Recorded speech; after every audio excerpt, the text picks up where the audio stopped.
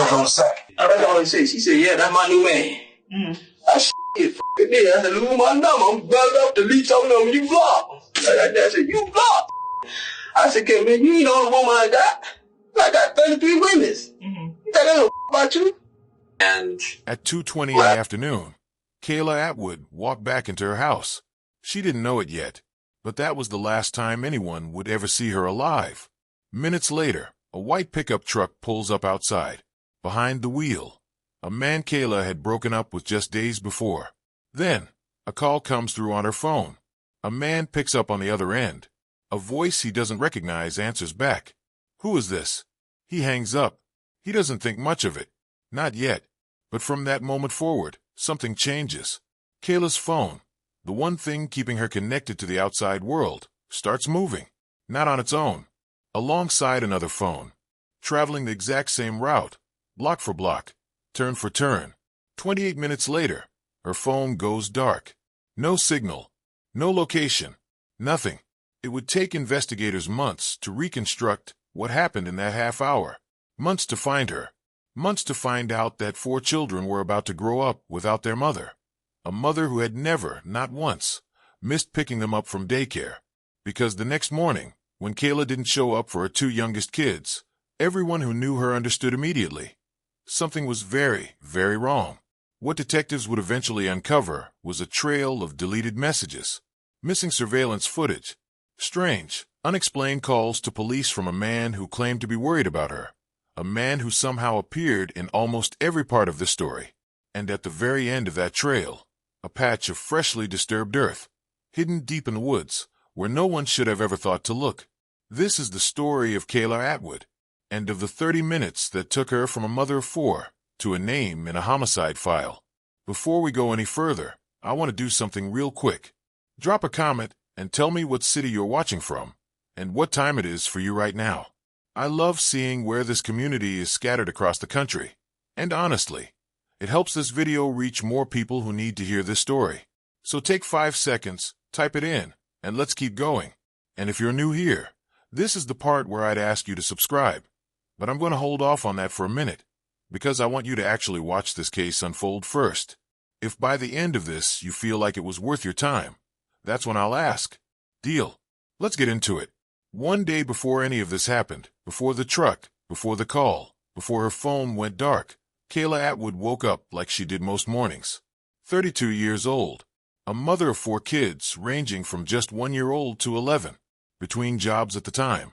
Raising all 4 of them mostly on her own. But never, according to everyone who knew her, without a plan and without love in the house.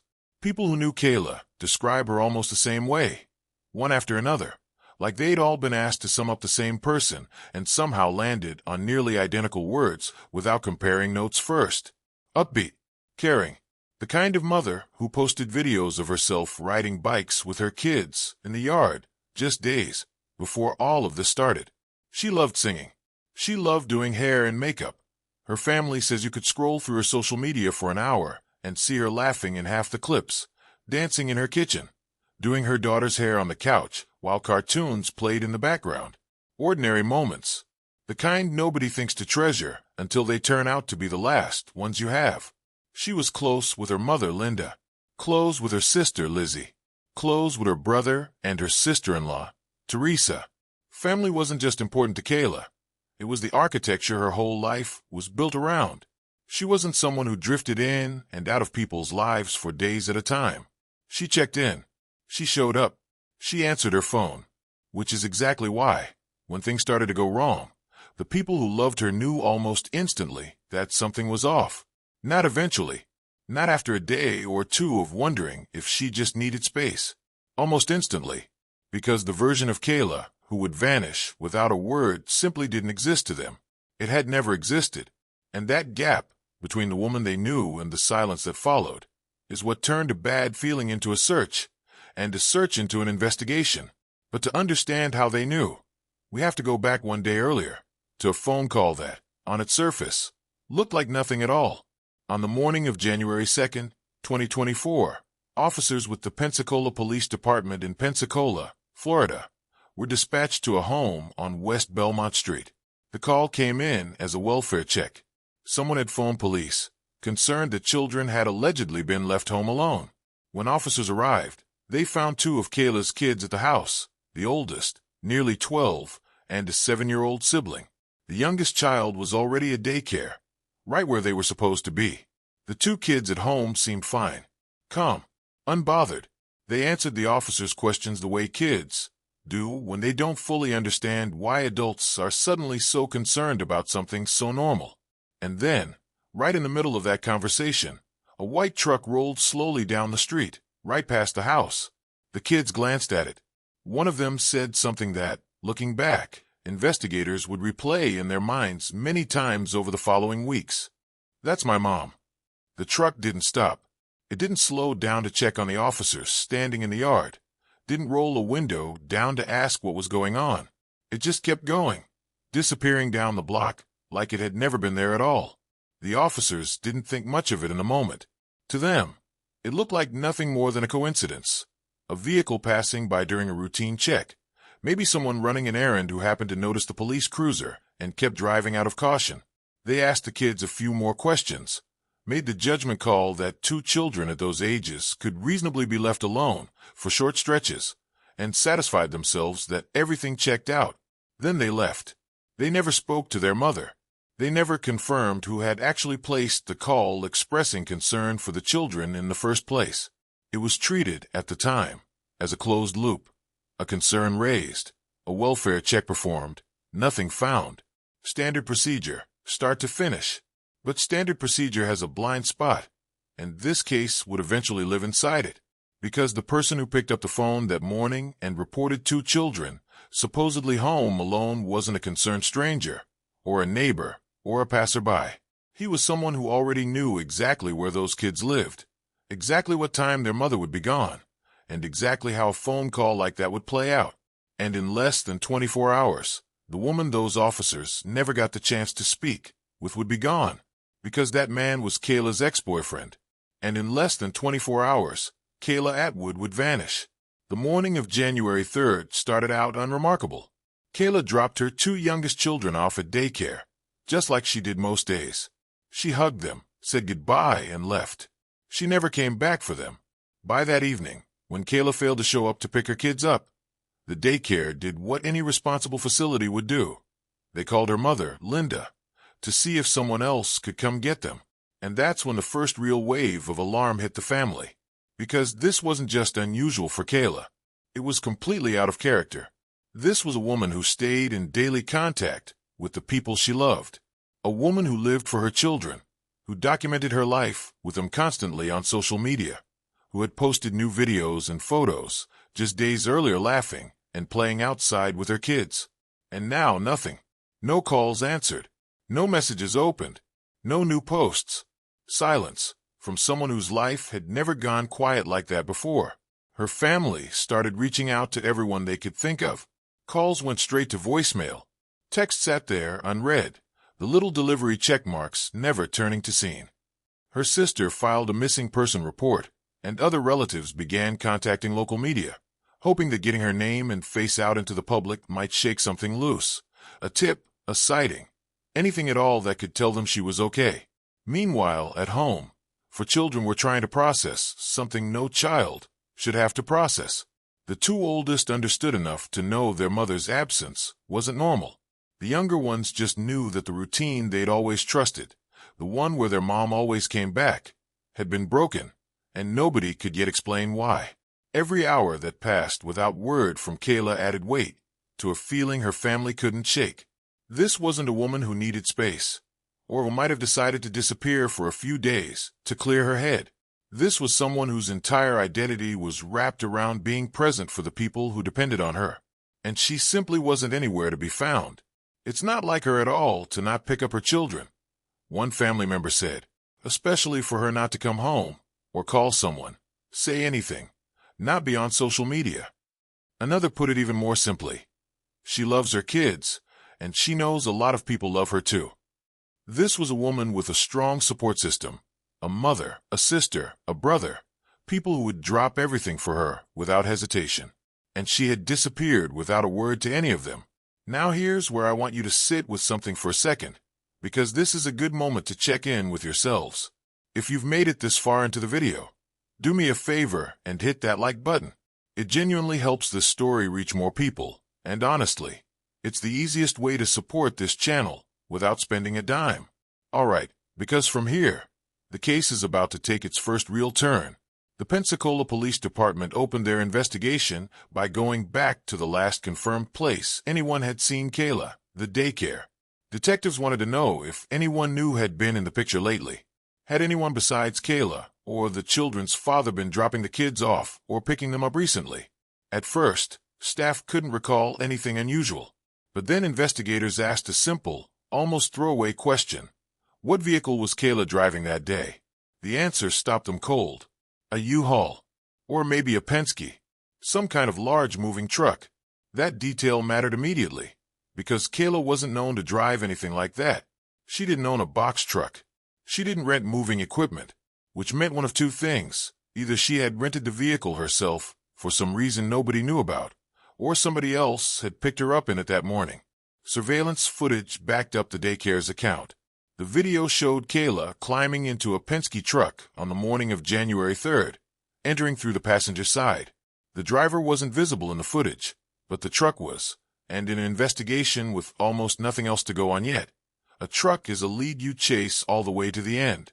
They traced the vehicle back to a local tire delivery company that leased Penske trucks for its employees. It didn't take long to narrow it down. Only one person had that specific truck assigned to him. One name, one route, one man everyone at the company knew simply as Tony. Investigators brought Tony in for questioning almost immediately. Picture the scene from his side of it for a second. A man who, as far as he understood it, had simply given a woman a ride to run some errands, suddenly sitting across from detectives investigating a disappearance. They searched the Penske truck thoroughly, top to bottom, every inch of the cab, every panel, looking for any physical evidence, anything that might connect him directly to whatever had happened to Kayla. They found nothing. The vehicle was clean, and it would stay clean through every test they ran on it. That mattered, because it meant one of two things had to be true. Either Tony genuinely had nothing to do with what happened to Kayla, or he was far more careful than anyone in that interview room initially gave him credit for. Detectives couldn't afford to assume either one, so they kept talking to him. And what Tony told them in that interview room turned out to be one of the most important accounts in the entire case. Not because he confessed to anything, but because almost every detail he gave them would later be independently confirmed, piece by piece, by evidence he had no way of planting or predicting. He said he and Kayla had met on a dating app just one day earlier, on January 2nd. She'd messaged him asking for a ride. She needed to get her kids to daycare. He agreed. Afterward, she asked if she could ride along with him for a few hours while he finished his delivery route for the day. According to Tony, it was casual, friendly, nothing romantic. They grabbed lunch together, and around 2 in the afternoon, he dropped her back off at her house on Belmont Street. The next day, January 3rd, the day she disappeared, they followed almost the exact same routine. But this time, something happened that Tony hadn't mentioned right away. On that first morning, as he and Kayla were getting ready to leave her house, another vehicle pulled up behind his truck. A man got out, or rather, pulled up and started asking questions. He wanted to know if Kayla worked with Tony. Tony described him as a dark-skinned man driving an older white pickup truck, the kind of vehicle you'd see doing pool cleaning or utility work. Kayla told Tony not to worry about it. She said the man was her brother. Just nosy, she told him. Overly interested in her business. The way some family members can be. But Tony didn't buy it. There was something in the way the man had reacted, pulling up fast, backing off just as quickly the moment he realized who Tony was, asking pointed questions instead of just waving hello. He told detectives it didn't feel like a brother checking in on his sister. It felt like something else entirely, something closer to surveillance than concern. And then Tony described something even stranger. Just minutes after dropping Kayla off at her house on the afternoon of January 3rd, the very last time he says he saw her, his phone rang. It was Kayla's number. But when he answered, it wasn't her voice on the other end. It was a man's voice. "Hello," Tony said. The man on the other end didn't say anything friendly back. He just wanted to know who Tony was. Confused and a little thrown off, Tony hung up almost immediately. He didn't ask questions.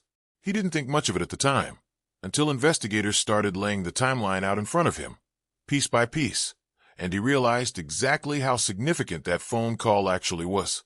Because at the exact moment that call came through, Kayla had already been dropped off at her own house for less than 5 minutes. While Tony was being questioned and gradually cleared as a suspect, Kayla's family had already zeroed in on someone else, a man she'd been seeing since the middle of December.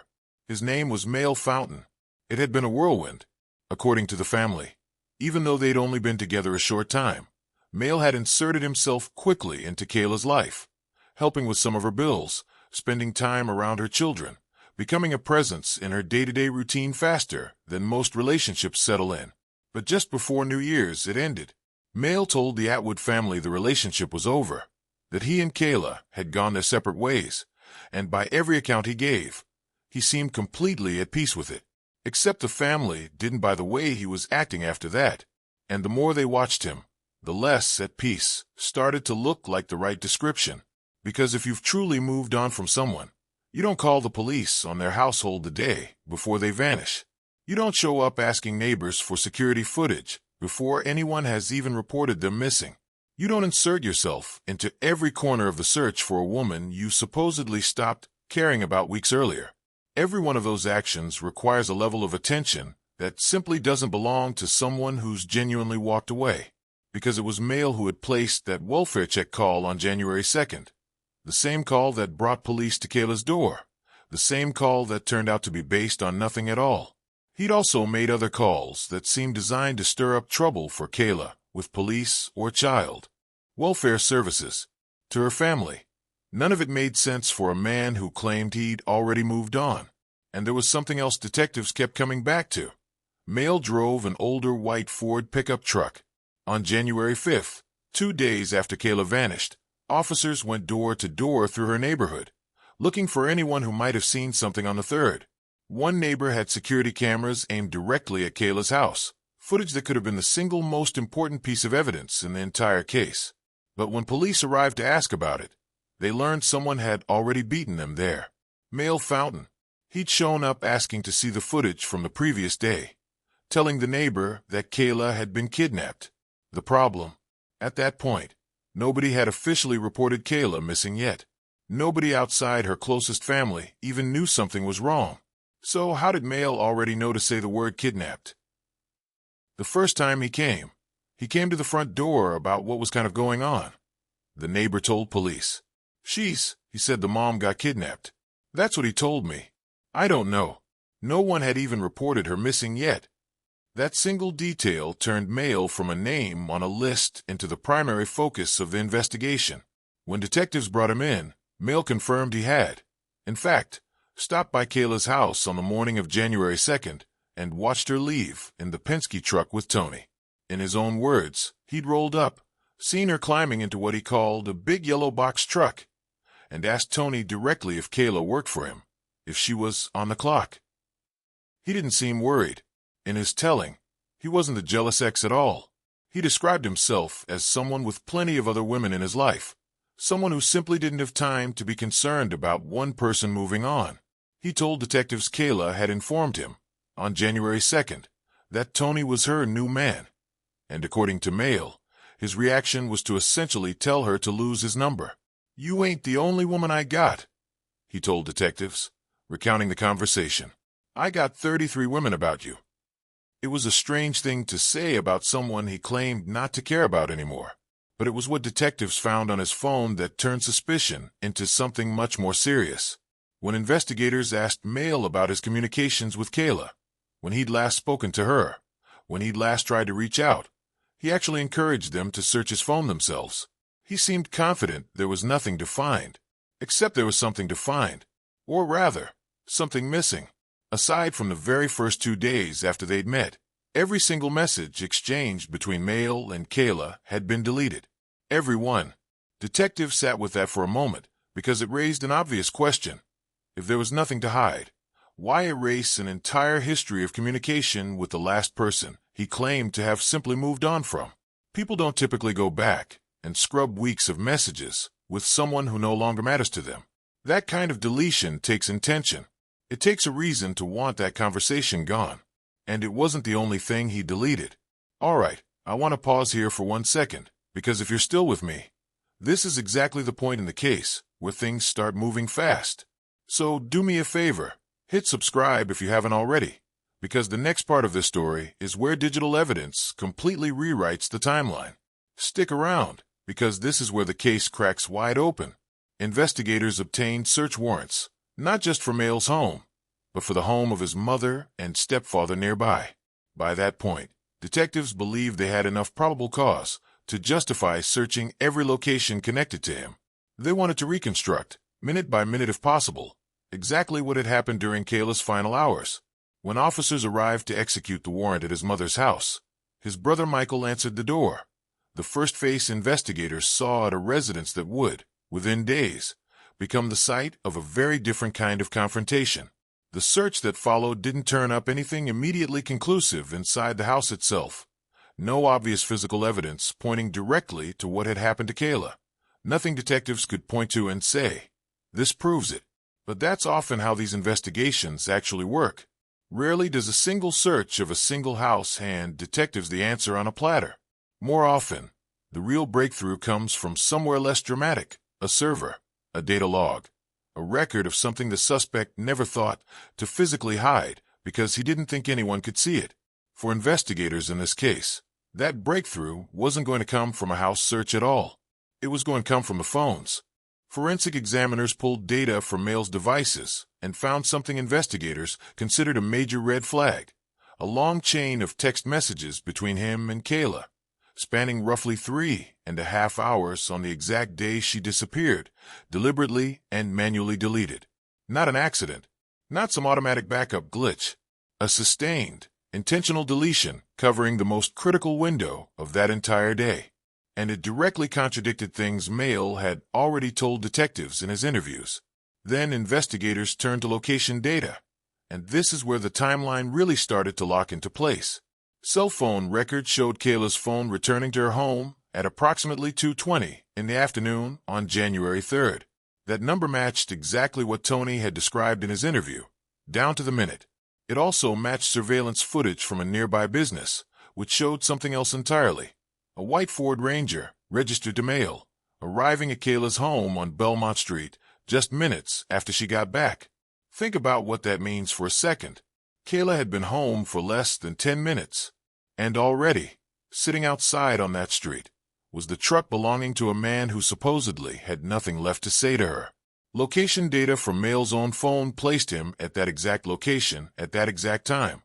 3 separate sources: witness testimony, surveillance video, and cell phone data, all lining up perfectly, each one corroborating the others without any of them having been coordinated. That kind of convergence is exactly what investigators live for, and exactly what defense attorneys dread. It's one thing to question a single witness's memory. It's another thing entirely to explain away 3 independent forms of evidence that all tell the same story. Then, just minutes after Mayle's truck showed up, a call went out from Kayla's phone to Tony's number. The same call Tony had already described. The same brief, strange exchange where an unfamiliar male voice asked who he was before hanging up. Every new piece of evidence kept confirming what Tony had said from the very beginning. And then the 2 phones, Kayla's and Mayle's, started moving together, traveling the same route, toward North G Street, where Mayle lived. At approximately 2:50 in the afternoon, Kayla's phone stopped connecting to any cell tower. It simply went dark. No pings. No location data. Nothing. From that moment forward, her digital footprint, the one thing that had let investigators track her so precisely up to that point, disappeared entirely. A search of Mayle's home turned up no immediate answers about what had happened after that. No obvious evidence explaining where Kayla had gone or what had happened to her. Investigators had a timeline that ended abruptly at 2:50 p.m. and a suspect whose own phone had traveled with hers right up until the moment it vanished. It wasn't going to be the messages between him and Kayla that gave detectives their next break, either. It turned out Mayle had deleted more than just those texts. On January 9th, Mayle was arrested, not yet on a murder charge, but for tampering with evidence. Investigators had determined that during his visit to the neighbor's house on January 4th, the same visit where he claimed Kayla had been kidnapped, he had also accessed that neighbor's phone and deleted several video files. Files that, according to investigators, were expected to show his own vehicle parked near Kayla's home on the exact afternoon she vanished. In other words, the footage most likely to prove where he was. He destroyed it himself. Taken together, the surveillance video, the location data, the phone records, and the deleted files all pointed to the same conclusion. It wasn't Tony who had last seen Kayla alive. It was Male. During one of his interviews, following the tampering arrest, detectives confronted him directly about the deleted footage. "I know you looked at the footage," one detective told him. "And two, I know you deleted the footage. It doesn't have to be manually saved by people. It has to be manually deleted. And it was manually deleted. You were the only one that touched it." Male denied it, growing increasingly agitated, at one point demanding a lawyer and refusing to continue the conversation. But the digital trail didn't need his cooperation anymore. It was about to lead investigators somewhere much darker. Phone data placed Male near his own residence for roughly 2 hours after he'd picked Kayla up, until around 4 in the afternoon. Then his phone began moving, west and then north. On a map, detectives said, the route looked deliberate, not random errands, not backtracking, a direct, purposeful path. At approximately 4:45 that afternoon, his phone stopped near the intersection of South Crow Road and Mere Henry Road, and it stayed there. Not for a minute, not for a quick turnaround, for roughly 15 minutes, in an area investigators would later describe as remote. Thick vegetation, dirt roads, the kind of place almost nobody would have a reason to visit unless they intended to be there. After those 15 minutes, the phone traveled back east, returning to North G Street, right where it had started. To investigators, that stop was the single most important data point in the entire case. They searched the area near the 300 block of Crow Road, isolated, overgrown, thick with trees and dirt roads that led nowhere in particular. The kind of place you'd only end up in on purpose, never by accident. Quiet in a way that felt deliberate rather than peaceful. And near the entrance to that wooded stretch, something immediately stood out to the investigators walking the property. A pile of sand, sitting on the north side of a dirt road, completely out of place against the surrounding grass. Nobody builds anything out here. Nobody has a reason to move that much earth in a place with no structures, no driveways, nothing to explain it. Nearby, a patch of ground looked different from everything around it. The color was off. The texture was off. It had clearly been disturbed and then left to settle under days of weather. Rained on, dried out, pressed back down by time, but never quite matching the undisturbed ground around it. To an untrained eye, it might have meant nothing. To investigators who had seen this exact pattern before, it meant everything. They brought in search dogs. Handlers walked the animals across the site methodically, watching every shift in behavior, every change in posture.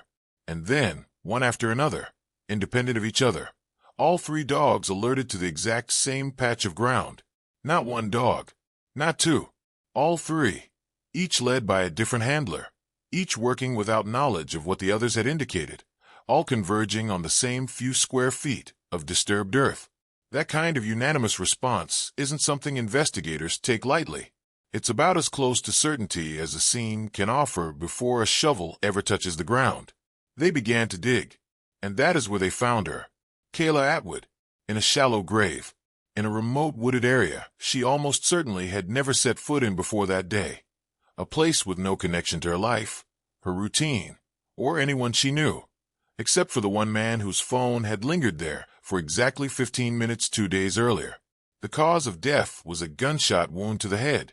In an instant, the case shifted entirely. This was no longer a family waiting for a phone call that might bring their loved one home. This was a homicide investigation now, and every piece of evidence gathered up to that point had to be looked at again through an entirely different lens. I know this next part is heavy, so before we go on, I want to check in with you guys one more time. Drop in the comments what the weather's like where you are right now. Sometimes it helps just to ground yourself for a second before we keep going, especially with a case like this one. Take a breath. And let's finish this story together. For Kayla's family, the discovery brought an end to one kind of pain and the beginning of another. I'm sure it's going to hurt every day, one family member said afterward. But I prayed, and I prayed for an answer. I prayed for her to come home. So not having that feeling of not knowing where she's at, that piece is going away. But I'm going to always have that pain.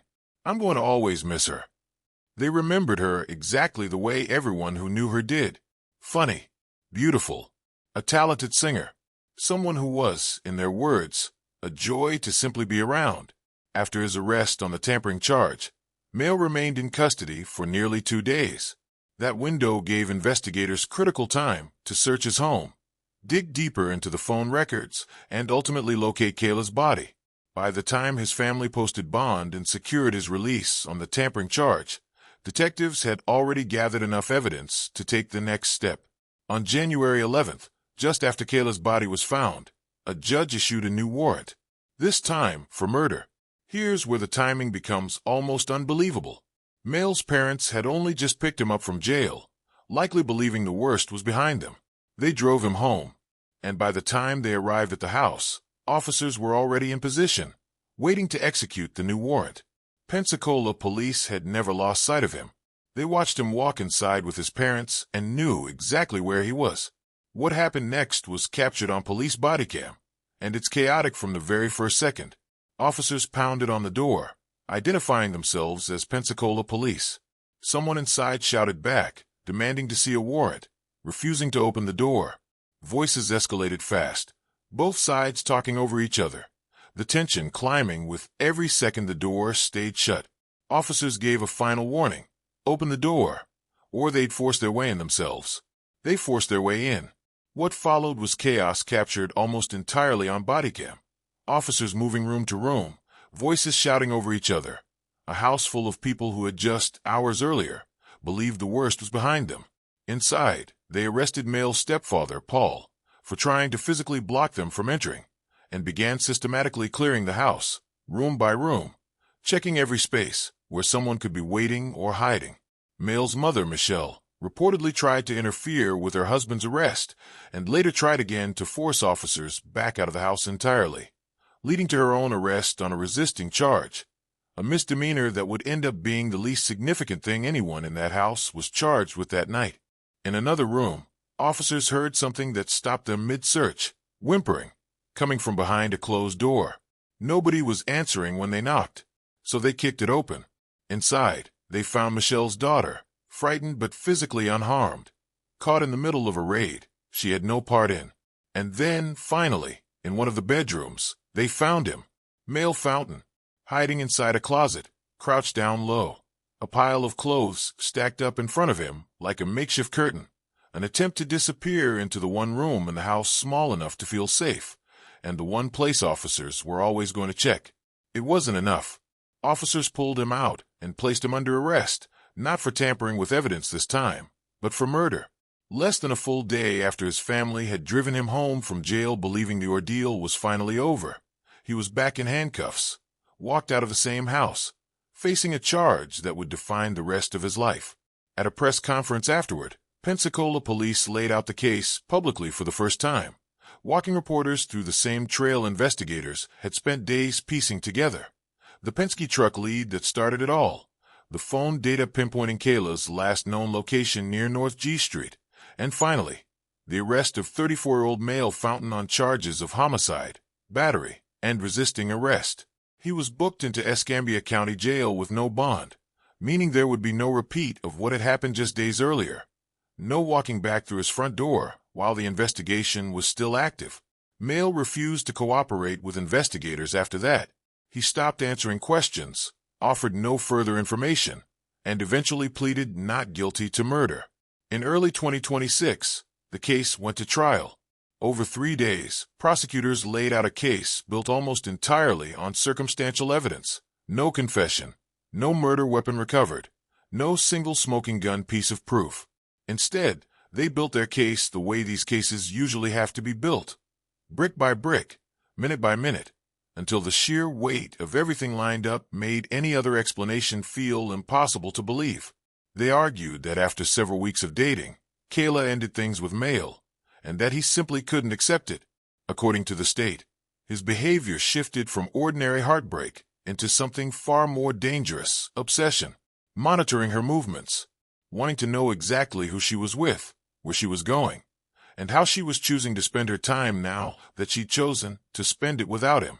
Prosecutors said that on the morning of January 3rd, Mail watched Tony drop Kayla back home in the Penske truck, and that he was already there waiting when she arrived.